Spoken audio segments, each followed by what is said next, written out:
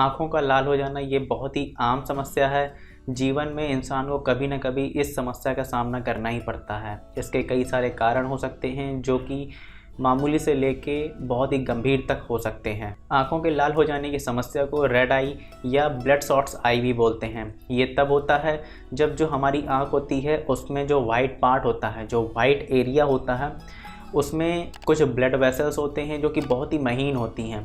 तो क्या होता है, वो जो ब्लड वेसल्स होती है वो फैल जाती है या फिर उसमें सूजन आ जाती है, जिसके कारण वो थोड़ी सी ब्रॉड हो जाती है। जो महीन होती हैं ब्लड वेसल्स वो हमें और चौड़ी दिखाई देती है, जिसकी वजह से रेड रेड आइज हो जाती है, जिससे हम रेड आई बोलते हैं या ब्लड शॉट्स आई भी बोलते हैं। ये कब होता है, जब आँखों में कोई बाहरी पदार्थ चला जाए या फिर कोई इन्फेक्शन हो जाए या कोई संक्रमण हो जाए किसी भी तरीके का, इसकी वजह से जो आई है वो रेड हो जाती है। और ये समस्या एक या दोनों आंखों में आपको दिख सकती है। इसमें आंखों के लाल हो जाने के अलावा और भी कई सारी चीज़ें देखने को मिल सकती है, जैसे कि जलन होना, चुभन होना और पेन होना, जिसको आई पेन बोलते हैं या आई एक भी बोलते हैं, और ज़्यादा रोशनी में ना देख पाना, जिसको हम फोटोफोबिया भी बोलते हैं, धुंधला दिखाई देना, जो विज़न है उसका ब्लर हो जाना जैसी समस्याएं भी आ जाती हैं। पानी आने की समस्या भी हो सकती है और ड्राई आई की भी समस्या हो सकती है। कुछ केसेस ऐसे भी होते हैं जिसमें सिर्फ़ और सिर्फ रेड आई बस होती है, उसमें और कोई सिम्टम हमको नहीं दिखाई देते हैं। बाकी के जो मैंने सिम्टम्स बताए हैं वो सारे नहीं दिखाई देते हैं, सिर्फ़ और सिर्फ आँख बस लाल बस दिखाई देती है और इसके अलावा कोई और सिम्टम्स नहीं होते हैं। अब हम लोग समझते हैं इसके कुछ कॉजेज़ को। आँखों का जो वाइट पार्ट होता है उसमें कुछ ब्लड वेसल्स होते हैं, जो कि मैं पहले ही आपको बता चुका हूँ, जो कि आसानी से जल्दी नहीं दिखाई देते हैं। इतने ज़्यादा महीन वो ब्लड वेसल्स होती हैं हमारी वाइट एरिया में। आँखों में जो वाइट एरिया आपको सामने से सामने से जब आप देखते हैं तो बीच में आपको ब्लैक सर्कल दिखाई देता है और बाकी पार्ट जो होता है वो वाइट होता है। तो जो वाइट पार्ट होता है उसमें बहुत ही महीन ब्लड वेसल्स होते हैं जो कि आसानी से नहीं दिखाई देते हैं। तो क्या होता है, जब इन्फेक्शन होता है तो वो ब्लड वेसल्स थोड़े से ब्रॉड हो जाते हैं, थोड़े से उनमें सूजन आ जाती है, स्वेलिंग आ जाती है, जिसकी वजह से वो थोड़े से चौड़े हो जाते हैं, जो कि वो उभर के सामने आके दिखने लगते हैं। तो इसके क्या क्या कॉजेज़ हो सकते हैं, आइए इस बारे में बात करते हैं। सबसे पहले इसमें किसी भी तरीके की एलर्जी हो सकती है। आँखों में थकान होने की वजह से भी कई बार इन्फेक्शन हमको देखने को मिलता है। जो एयर पॉल्यूशन है, अगर आप ऐसे किसी एरिया में रहते हैं जहाँ पे कुछ पॉल्यूशन कुछ ज़्यादा ही है, जो एयर पॉल्यूशन होता है वो कुछ ज़्यादा ही है, जिसकी वजह से भी आपको आए दिन इस मुसीबत का आपको सामना करने को मिल सकता है। लाइट सेंसिटिविटी, मतलब कि आप रोशनी में ज़्यादा नहीं देख पाते हैं, आपको बहुत ज़्यादा आपको आंखों में चमक लगती है, जिसके कारण भी कभी न कभी आपको इस मुसीबत का सामना करना पड़ सकता है। Long time contact lens use, मतलब कि अगर आप काफ़ी टाइम तक अगर कॉन्टैक्ट लेंस को यूज करते हैं, जैसे कि किसी कॉन्टैक्ट लेंस की क्या होती है कि एक टाइम ड्यूरेशन होता है, उस टाइम ड्यूरेशन के अंतराल में अगर आप कॉन्टैक्ट लेंस को यूज करते हैं तब आपको उससे कोई दिक्कत नहीं होती है। लेकिन कभी कभी क्या होता है कि लोग इस पे ध्यान नहीं देते हैं और उसका जो टाइम ड्यूरेशन है वो निकल चुका होता है और उसके अलावा भी उस कॉन्टैक्ट लेंस को आदमी यूज करता है, जिसकी वजह से हमको आई इन्फेक्शन का सामना करना पड़ सकता है। कई बार क्या होता है, हमें आंखों में चोट लग जाती है किसी भी तरीके की, हमको साइड में भी अगर कभी कभी चोट लग जाती है तो उसका असर हमको आंखों में देखने को मिलता है, जिसकी वजह से हमें आंखों में इन्फ्लेमेशन या इन्फेक्शन का मतलब देखने को मिलता है उसमें। कई बार क्या होता है, जो कॉर्नियल अल्सर है उसका भी प्रभाव हमारे इसमें पड़ता है, जिसकी वजह से इन्फेक्शन आ जाता है, जो ब्लड वेसल्स हैं वो थोड़े से ब्रॉड हो जाते हैं और वो उभर के सामने हमें देखने को मिलते हैं, जो कि रेड आई बन जाते हैं। कई बार क्या होता है, जो सर्जरी के द्वारा भी जो है हमें इन्फेक्शन देखने को मिल सकता है, जैसे कि लेसिक सर्जरी हो गई या कॉस्मेटिक सर्जरी हो गई। ये सब सर्जरी के बाद हमें मतलब इस सर्जरी के कुछ टाइम बाद हमको ये चीज़ देखने को मिल सकती है। तभी डॉक्टर जब भी सर्जरी करते हैं उसके बाद कुछ एंटीबायोटिक या कुछ लुब्रिकेंट या कुछ ऐसी ड्रॉप देते हैं, जिसकी वजह से अगर हमको इन सब समस्याओं का सामना करना भी पड़े तो हम इन दवाओं के ज़रिए हम अपने इस इन्फेक्शन को या जो भी हमें समस्या हुई है उसको हम ख़त्म कर सकें। और क्या क्या इसके कारण हो सकते हैं, जैसे कि बहुत लोग होते हैं जो धूम्रपान ज़्यादा करते हैं, स्मोकिंग ज़्यादा करते हैं, सिगरेट और शराब, अल्कोहल, इन सब चीज़ों का ज़्यादा यूज करते हैं और उनकी नींद भी ज़्यादातर पूरी नहीं रहती है। इस वजह से भी हमको इस रेड आई हमको देखने को मिल सकती है आँखों में।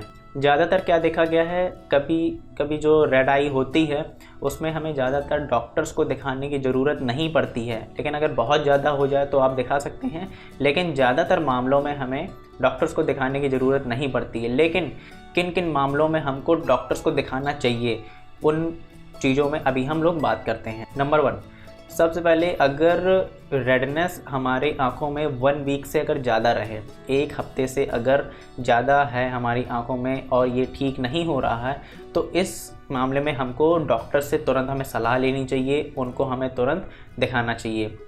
दूसरा, अगर हमारे आँखों में लाइट सेंसिटिविटी ज़्यादा है, मतलब कि ज़्यादा रोशनी में हम नहीं देख पा रहे हैं या ज़्यादा चमक लगने पर हम अपनी आँख बिल्कुल से झपका रहे हैं और हम सामने नहीं देख पा रहे हैं, तो इसके कारण भी हमको डॉक्टर को ज़रूर दिखाना चाहिए। ऑप्थेल्मोलॉजिस्ट हो या अच्छे ऑप्टोमेट्रिस्ट हो, उससे हमें तुरंत सलाह लेनी चाहिए, उनको हमें तुरंत अपनी आँखों का इलाज करवाना चाहिए।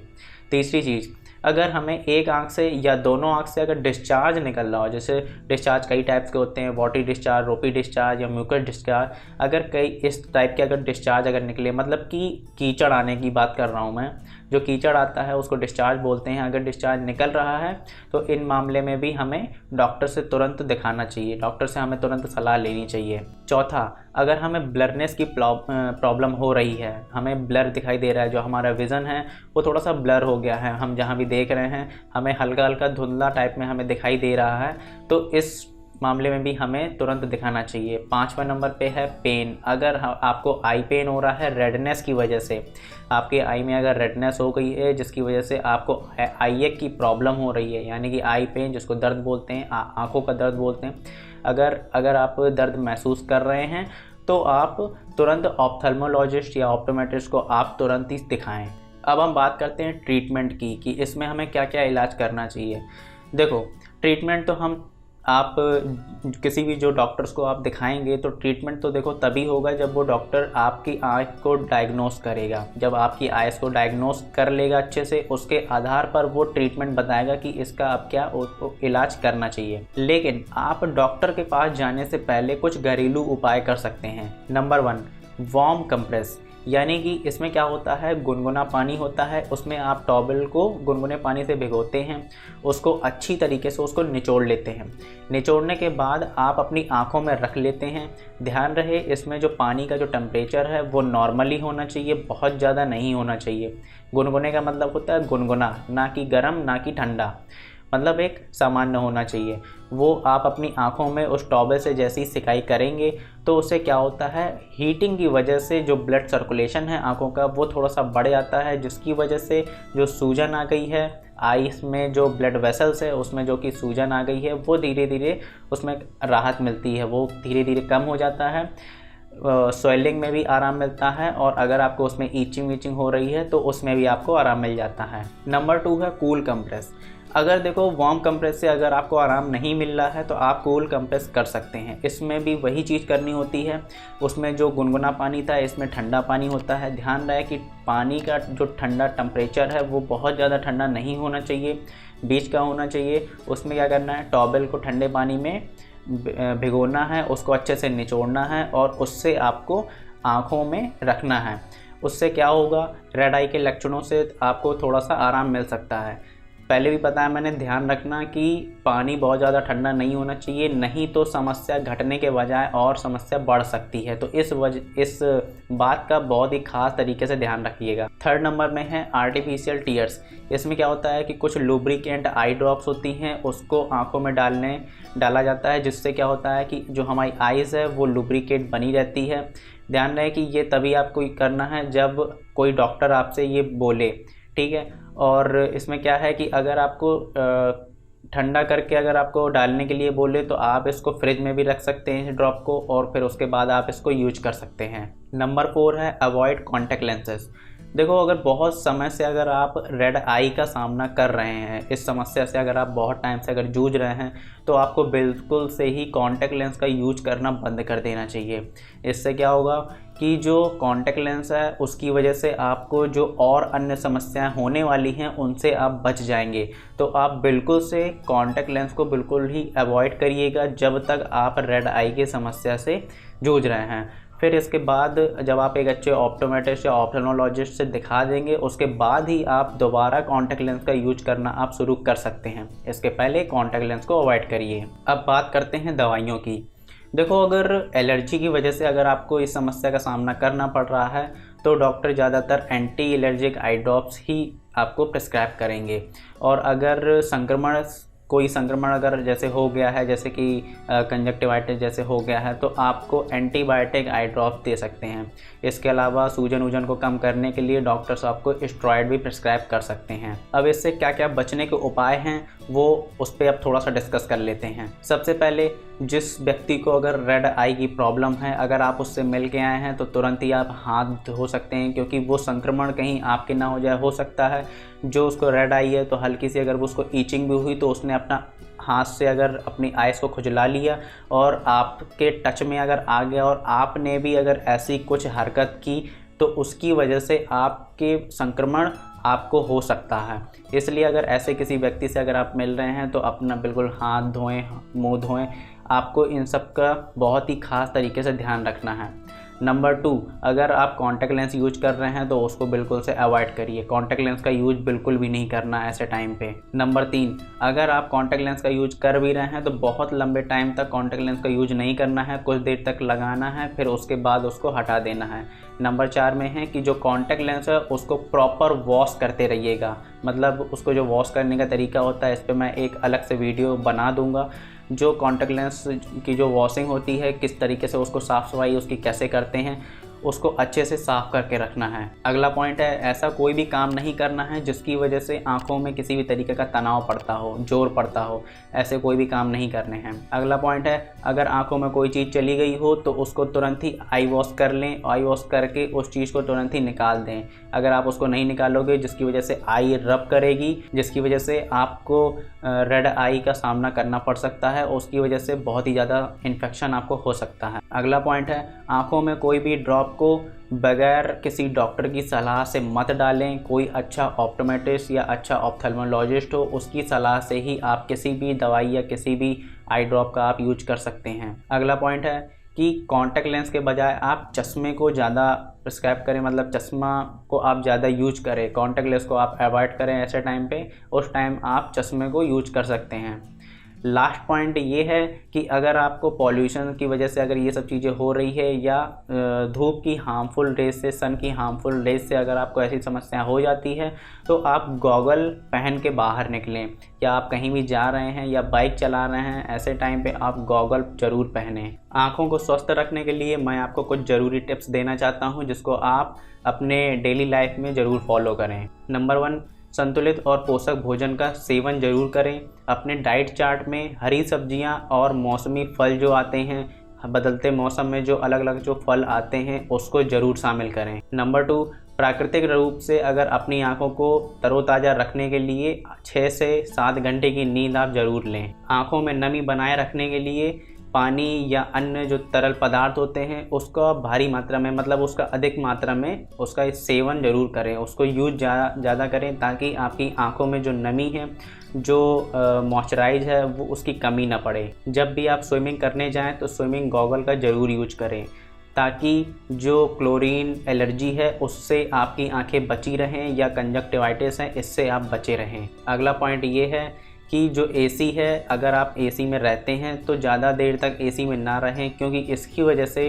जो आइज़ हैं वो बहुत ही ज़्यादा ड्राई हो जाती हैं और हमें जलन का भी सामना करना पड़ सकता है। आई हाइजीन के लिए हमें अपनी आँखों को दिन में कम से कम 2 से 3 बार ठंडे पानी से ज़रूर धोना चाहिए। रात में आँखों का जो मेकअप है उसको साफ़ करके सोएं।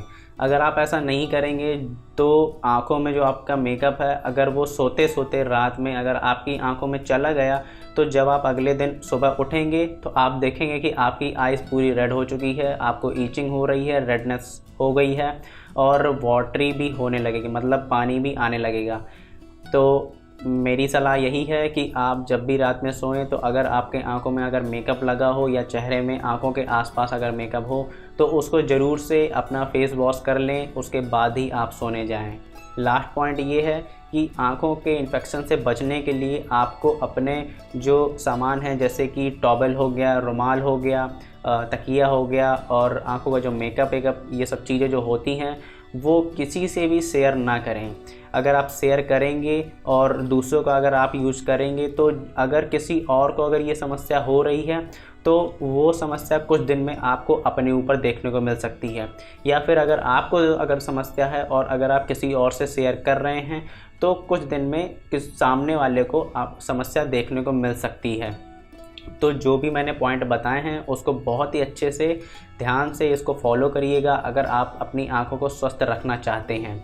तो दोस्तों आज का टॉपिक बस यहीं तक था। आज हमने समझा कि रेड आई क्या होती है और इससे हम कैसे बच सकते हैं। अगर आपको ऑप्टोमेट्री से रिलेटेड और भी कई टॉपिक्स में अगर आपको वीडियो चाहिए तो मैंने ऑलरेडी अपने चैनल में प्लेलिस्ट बना के रखी है कई सारी, उसके लिंक्स आपको डिस्क्रिप्शन बॉक्स में मिल सकता है और उन वीडियोस का भी लिंक आपको डिस्क्रिप्शन बॉक्स में मिल जाएगा। अगर आपको ये वीडियो थोड़ा सा भी अच्छा लगा हो या इससे आपको थोड़ी सी भी जानकारी मिली हो तो आप इस वीडियो को लाइक ज़रूर करिएगा और मेरे चैनल को सब्सक्राइब ज़रूर कर लीजिएगा, क्योंकि मैं ऑप्टोमेट्री या आइज से रिलेटेड ऐसे ही टॉपिक्स में वीडियोस लाता रहता हूँ।